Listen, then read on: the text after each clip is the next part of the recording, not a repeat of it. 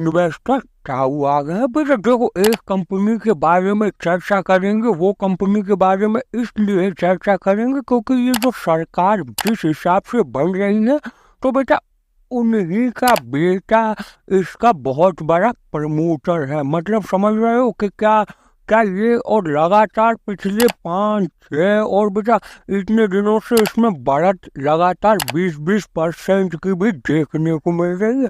तो ये कंपनी क्या करती है और कंपनी का क्या काम है और कंपनी आगे चल के क्या रिटर्न बना के दे सकती है बेटा, ये सब बताएंगे। तो आ जाओ बेटा। तो देखो, हेरिटेज फूड ये जो कंपनी का नाम है, वो बेटा तुमको मैं बता देना चाहता हूँ। तो ये क्या करती है बेटा वो भी बता देते। देखो, दूध का आदान प्रदान, मतलब कहने का मतलब ये है जैसे सुमूल डेयरी करती है वैसे ही ये करती है। और बात की जाए, सॉरी सुमूल नहीं बेटा, अमूल की बात कर रहा हूँ मैं। और बात की जाए तो ये मिल्क प्रोडक्शन करती है और मिल्क प्रोसेसिंग करती है। और बात की जाए तो ये नेचुरली एनर्जी एकत्रित करने का भी काम करती है। तो बेटा तुम अगर ये कंपनी में इन्वेस्ट करोगे तो इसके पीछे का क्या फायदा है। देखो, रेगुलर जो चीजें कंज्यूम की जाती है वो तो बेटा ये बता ही रहा है। मतलब दूध है तो दूध बेटा कभी जिंदगी में ऐसा है ही नहीं कि दूध से कोई चीज बने, या दूध से मिठाई हो, या फिर कोई भी ऐसा फंक्शन हो जिसमें दूध की रिक्वायरमेंट तो होती होती है। तो और दूसरी बात की जाए तो भारत में सबसे ज्यादा चाय पी जाती है। तो कंज्यूमिंग दूध की तो सबसे ज्यादा है, चाय हो या कॉफी। ये किस में लग गया हूँ मैं। और बात की जाए एनर्जी की तो बेटा एनर्जी में ये विंड एनर्जी और दूसरा नेचुरली सौर ऊर्जा की एनर्जी, ये सब में घुसे हुए हैं। और बेटा बात की जाए तो ये कंपनी भारत में कम से कम 15 लाख हाउस होल्डरों के पास ये मतलब पहुंच चुकी है। तो समझो कि ये दूध का अच्छा खासा कारोबार है और साथ में लाइट का भी अच्छा खासा कारोबार है। और इस कंपनी की थोड़ा सा फंडामेंटल और देख लेते। आ जाओ बेटा। ये नेटवर्क 121 हेरिटेज विस्तार में 1,30,000 रिटेल आउटलेट है बेटा इसके। और बात की जाए तो भारत में 27 संगठित वो रिटेल चेन है इसकी, और बहुत अच्छी तरीके से ये फैले हुए हैं। तो बेटा ये सब तो बता दिया कि पकड़ क्या है, कंपनी क्या कर रही है और कंपनी का क्या कारोबार है और कंपनी किस लिए बढ़ रही है। और ये बता देता हूँ कि ये क्या चीज है और किसके अंडर में आ रही है ये। चलो आ जाओ। क्या इलेक्शन के बारे में तुम थोड़ी बहुत भी जानकारी रखते हो और न्यूज देखते हो तो बेटा इनको तो तुम जरूर जानते होगे। तो बेटा ये चंद्रबाबू नायडू के बेटा जो है वो इस कंपनी के बड़े प्रमोटर है, समझ रहे हो। इसीलिए ये कंपनी पिछले 2-3 दिन से बूम कर रही है। लेकिन उनके होने या ना होने से फर्क नहीं है, बट ये देखना है कि कंपनी का क्या पोटेंशियल है और आगे चल के कंपनी क्या करेगी। बेटा हमेशा की तरह ताऊ शुरुआत करेंगे चार्ट से, क्योंकि चार्ट देखने में थोड़ा बहुत तो ये पता चल जाता है कंपनी की ग्रोथ कैसी है। लेकिन बेटा ये ग्रोथ थोड़ी सी चुनाव के हिसाब से बहुत फास्ट देखने को मिल रही है। और बात की जाए मैक्सिमम चार्ट के हिसाब से तो बेटा मैक्सिमम चार्ट के हिसाब से डिप एंड अप देखने को मिला है, लेकिन ऑल टाइम ये हाई पे है। तो किसी का भी सजेशन देख के इसमें कूद मत जाना, समझ रहे हो। चलो आओ थोड़ा सा इसको फंडामेंटल और मार्केट कैप और मार्केट की वैल्यू सब चीज देख लेते हैं। तो आ जाओ। की जाए बेटा ये एनएससी और बीएससी दोनों पर लिस्टेड है। और बात की जाए मार्केट कैप की तो 5,583 करोड़ रुपए का मार्केट कैप है। और पी रेशियो 52.4 है। मतलब कहने का कि 30 से 40 के अंदर पी होता है तो बेटा बेस्ट कहा जाता है, लेकिन पी रेशियो बहुत ज्यादा देखने को मिल रहा है। तो मेरे ख्याल से अभी तो इसमें तो बिल्कुल इन्वेस्ट नहीं करना चाहिए। वैसे तो मैं फिर भी सजेस्ट नहीं कर रहा था।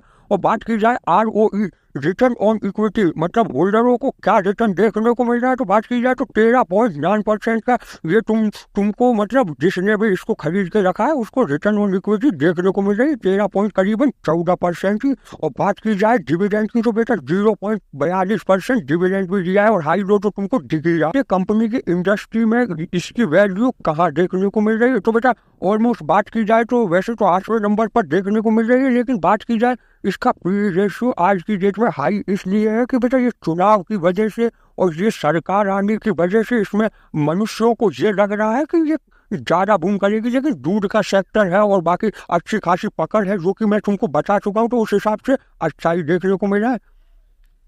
और बेटा बात की जाए क्वार्टरली रिजल्ट की, तो क्वार्टरली रिजल्ट में 2024 तक लगातार थोड़ी थोड़ी ग्रोथ देखने को मिली है। देखो 2021 में तो अच्छी खासी ग्रोथ सेल्स थी, बाकी फिर उसके बाद बढ़ती ही देखने को मिली है 2024 तक। तो मतलब ये ग्रोथ भी कर रहे हैं। एक्सपेंस की बात की जाए तो घट भी रहा है, बढ़ भी रहा है, और ऑलमोस्ट अभी बात की जाए तो थोड़ा सा 2023 सितंबर से 2024 के बीच में थोड़ा सा घटा हुआ देखने को मिला है। और आ जाओ थोड़ा सा और बात कर लेते हैं। कंपाउंडिंग सेल्स ग्रोथ की बात की जाए तो बेटा अच्छी खासी कंपाउंडिंग सेल्स ग्रोथ देखने को मिल रही है। कंपाउंडिंग प्रॉफिट ग्रोथ की बात की जाए तो बेटा शॉर्ट टर्म में तो ना के बराबर देखने को मिल रही है बेटा, लेकिन लॉन्ग टर्म के हिसाब से 10 साल और 5 साल के हिसाब से थोड़ा बहुत उसमें देखने को मिल रहा है।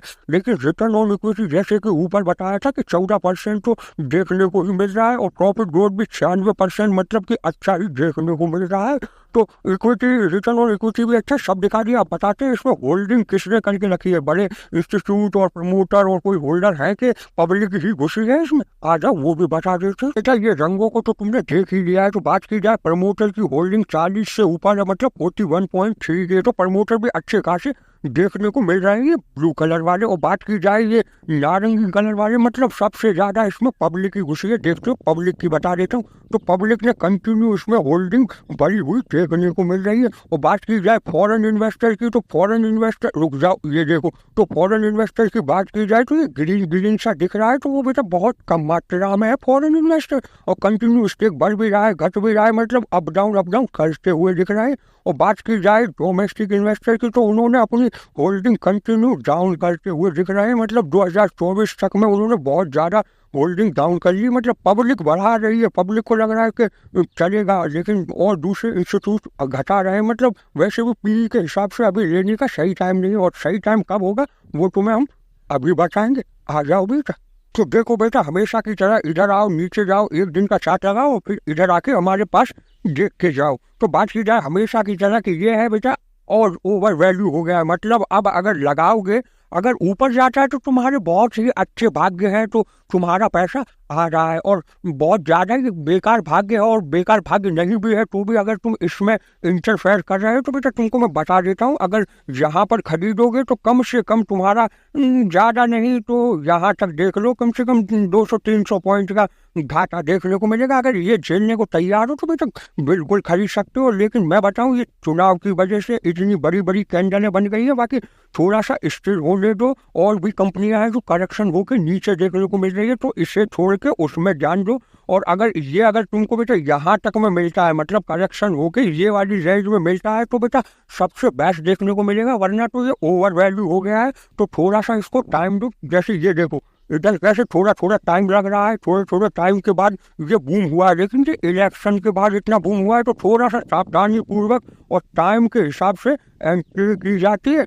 ऐसे बड़ी बड़ी केंद्रों में एंट्री कर दोगे तो बेटा जैसे अभी हुआ है तुम्हारा खेल 4 जून का इलेक्शन, वैसे ही ये भी खेल हो जाएगा। तो थोड़ा सा यहाँ तक की तो कम से कम वेट कर ही लेना, 450 के करीब तक की, और फिर इन्वेस्ट करना। और टाइम ऐसा बिताए ना बेटा, ऐसा तब इन्वेस्ट किया करो, वरना तो ज़्यादा इन्वेस्ट ऐसे कहीं पे भी कर दोगे तो पैसा नहीं बचेगा। और ताऊ की एडवाइस है बेटा, ताऊ कहीं पे भी बाय सेल की एडवाइस नहीं दे रहा है, बस ये बता रहे हैं कि ये फंडामेंटल सही है, और लेना ना लेना ये तुम्हारे ऊपर निर्भर करता है। मैं तो केवल डिटेल बता रहा हूँ वीडियो में। और तब तक के लिए बाय बाय बेटा, फिर मिलेंगे दूसरे वीडियो में।